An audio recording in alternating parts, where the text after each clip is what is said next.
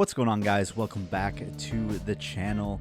I am back from the Stockholm Regional Championships that happened this weekend in Sweden, and it was a really great weekend for me personally. Got top 8 at the regional, so very excited about that. Should have locked up my Worlds invite with that finish and won some money, put me on a good pace to potentially work towards getting the LAIC stipend this year. So very happy with this finish. So wanted to go over kind of a breakdown of how the event went for me with you guys, show you the deck that I played, and just give you a rundown of how the event went. But if you're liking the content here, don't forget to like, comment, and subscribe on these videos, as it really helps out growing the channel. And obviously a huge shout out to my sponsor Krakenhits for sponsoring me, helping me go to all of these events. Really appreciate them, and definitely go check out all of their channels. So in Stockholm, I decided to play Lugia V-Star. I had played Lugia V-Star a few times before. I had played it right before this to Vancouver, and it hadn't gone super well for me in Vancouver. I did get top 256, but didn't make day 2. So I was trying to see if there was a better play for Stockholm other than Lugia, because of how things had gone in Vancouver. But I kind of settled on Lugia was still a really good play for the event, especially in Europe. I know that there's a few more control players, and I knew that Goldango was still going to be strong, Gardevoir was still going to be a high deck. I actually expected a lot less Miraidon than there ended up being, and a lot less Lugia than there ended up being, but things still worked out for me. So I just felt like Lugia was really well positioned in the meta. We still knew that Dragapult was going to be the top deck, and it ended up being like 20% of day 1. So yeah, it just seemed like the best play, in my opinion, for the event, and so I was happy to go with it. I did change out some cards, though, from what I played in Vancouver. We had been trying to figure out how to shore up the Goldango matchup when we were going to Vancouver, and kind of funny, but we decided to play the Cornerstone Ogerpon in the deck going to Vancouver, and then none of us ended up hitting any Goldangos with that Cornerstone Ogerpon in our Lugia deck, and really that was like the only matchup that the Cornerstone was good into. So it was kind of a funny idea. Didn't quite work out for us in Vancouver, so I knew I was cutting that. And I decided to play the Radiant Charizard. Now, that meant that I needed to also cut an energy to make room for a Luminous energy in the deck, so I did cut a 4th double turbo energy for the Luminous energy. But I felt like Radiant Charizard was really good into Cloth. It's really good into the 2-prize basic decks like Miraidon, Raging Bolt, Roaring Moon. And Roaring Moon had done pretty well in Vancouver as well. And then it was obviously, I just felt like with a 2-2 Cinccino line in the deck, plus the Radiant Charizard, I felt like I was very favored into Goldango. So, and then Archaludon, the Radiant Charizard's good into Archaludons that play the Dialga, those sorts of things. So I decided that Radiant Charizard was going to go into the deck, and it ended up being a very good decision, as you see when we go over some of my matchups. But otherwise, it was a pretty normal Lugia deck. The 3-3 Lugias, 4 Archeops, 2-2 Cinccino line, 2 Lumineon, Squawkabilly. I know some people have been cutting the Wellspring Mask Ogerpon, but I still really liked having that card in my deck. And then obviously had the Radiant Charizard, Iron Hands, and the Regigigas. 4 Boss, 4 Research, 2 Iono, 1 Jock. One thing that I would actually kind of like to have in the deck, maybe going forward, is a 3rd Iono. I just got into a lot of situations where I was hoping, I kind of wanted to Iono my opponent, and I'd already used some or discarded some. So maybe a 3rd Iono could slot into the deck somewhere. I think that would be hard to fit without cutting something that you don't really want to cut, but having a 3rd Iono might have been nice in the deck. That was just one of the things I felt this weekend, was having a 3rd Iono would have been nice.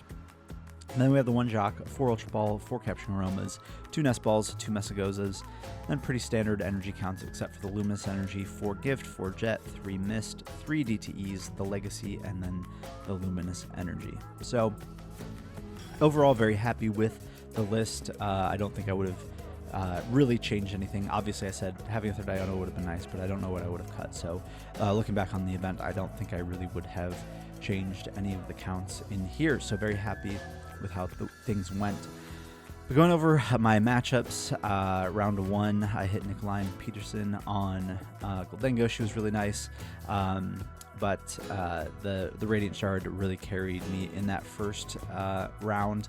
I lost game 1, but then I was able to come back in games 2 and 3, and really was just getting set up, getting 2 rats down, and the Radiant Charizard, and there's not much that the Goldengo player can do from there.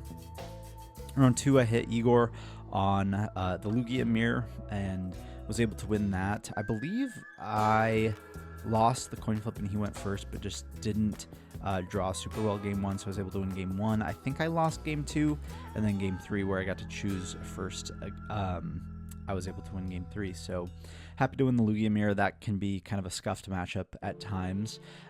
If you go first and you're able to get like an Iron Hands KO on a Lugia V, take the first 3 prizes, there's just like, yeah, it's very tough to come back from that on the opposite side of the table. Round 3, I hit Rui on Goldengo. And again, the Radiant Charizard really carried me there. Helps a lot to have a Radiant Charizard with the Legacy Energy attached to it that gives up no prizes. It just really swings that matchup. So I was able to win that. Round 4, I hit Roan on on Snorlax. And I was very excited when I saw that it was Snorlax. I was like, sick, this is a really great matchup. And I just had a really slow start game 1, but I knew that as long as I played the matchup patiently and just used the Water Ogre Pawn, that I was very favored into the matchup, but I didn't do anything for like 10 turns. And I probably should have just scooped game 1 really early, but then it got too late into game 1 and I was kind of like on my way to winning, so I didn't scoop game 1. And then I knew by the time that it was time to like scoop game 1 that it was too late. I was going to just have to play a really fast game 2 to try to turn it into a tie.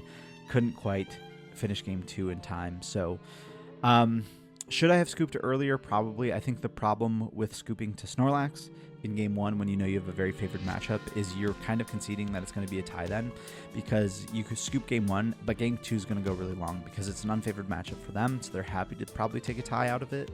And so they're going to play game 2 all the way out, and then game 3 all the way out, and you're probably just not going to get there. So if you scoop game 1, I felt like if I scooped game 1, even if I scooped it early, 5-10 minutes in, that was kind of conceding the round to be a tie. So I wanted to play game 1 out as long as I could to see if I could find a way to win, and ultimately did not find a way to win game 1 and took an L there. So that was unfortunate, but yeah, that's how it goes sometimes. And then round 5, I hit, I believe Julius was on Pidgeot control. Again, a good matchup, another control matchup, and I was able to win that one. Round 6, I hit Kai Wainwright. They were playing Dragapult, and I don't believe they were playing Temple, and that helps that matchup a ton. If Dragapult's not playing Temple, I feel like it's very hard to lose as the Lugia player. So I was able to win that matchup. Round 7, I hit Adam Dank on the Lugia mirror, and unfortunately Adam just drew really poorly in those games. I think I went second both games, or he chose second both games. So he chose blind second after I won game 1. He chose second again, which I thought was a little interesting. I think you definitely want to go first in the mirror, but even going second and getting the read of wins and those sorts of things, he was just drawing really poorly, unfortunately. So I was able to win that round against the Lugia mirror. And then round 8, which was the final round of day 1, hit Nicholas on Charizard Pidgeot. And that's just a very good matchup for Lugia these days. The Regigigas is just really unfair. A one-prizer that can one-shot the Charizard and can't be knocked out in return by like Dusknars is very crazy. So was able to win that matchup. So ended day 1 7-1, which was my best day 1 record ever, which I was super, super happy with. Meant that going into day 2, I only needed to win 2 out of the 3 rounds to make it into top 8, which felt good. But you're still kind of nervous, you know, like obviously I've gone 2-1 at an event before, but you also know that it could just go horribly wrong for you. And so I was hoping it would go well. So round 9, first round of day 2, I hit Benny on Pidgeot control and was able to win 2-0 into that matchup. That matchup can be tough if they get going really fast, but I just drew really, really well that round. I had boss whenever I needed it in hand, and I didn't really prize anything too crucial, so that went really well for me. I was happy with that. So 1-0 in day 2. Just needed one more win, and then I hit Bert on Dragapult Dusknoir, and these were actually some really, really close games. Bert did not end up playing Temple in his deck, though, so that really helped me out even in very tight situations where Ionos didn't really stick because of my gift energies and those sorts of things. So I was able to beat Bert for the win and into top 8. And then looking at the standings, Drew and I decided to ID. Drew was definitely in. He became the first seed going into top 8. I just wanted to check the standings before we ID'd to make sure that I was like guaranteed to miss ASIM, even if it was a large ASIM. And I kind of determined, okay, it looks like if I ID, I am going to be the second seed going into top 8. So I was fine with that. So we ID'd, got the buy round, got to skip the ASIM cut. And then cut actually looked pretty good for me playing Lugia. There was a few decks that, the Gardevoir match can be close. Guardy players think it's favored. Lugia players think it's favored for them.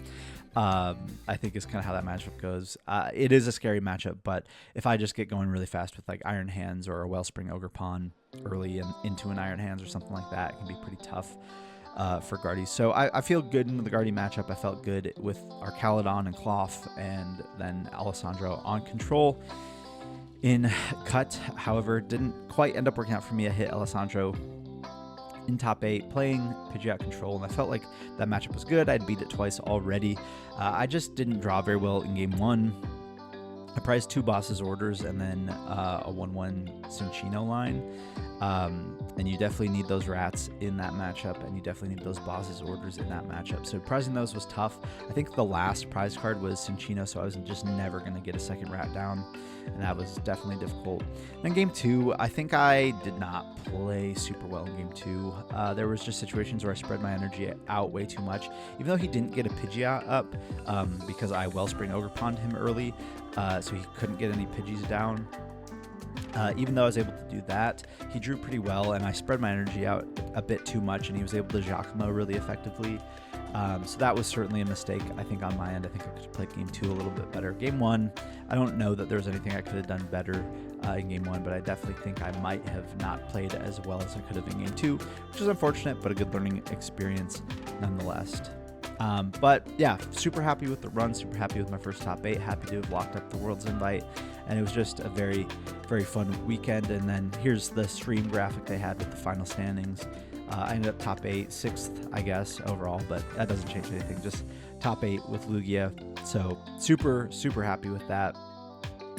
You can see the top 8 did look pretty good for Lugia, so it's unfortunate that I wasn't able to win in top 8 and go forward. I think I could have gone a little bit further had I played maybe a little bit better in top 8, but that's all right. Still happy with the weekend overall.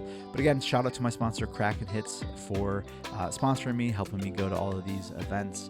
A shout out to you guys for watching these videos. Don't forget to leave a like, comment, and subscribe, and we'll see you guys in the next video.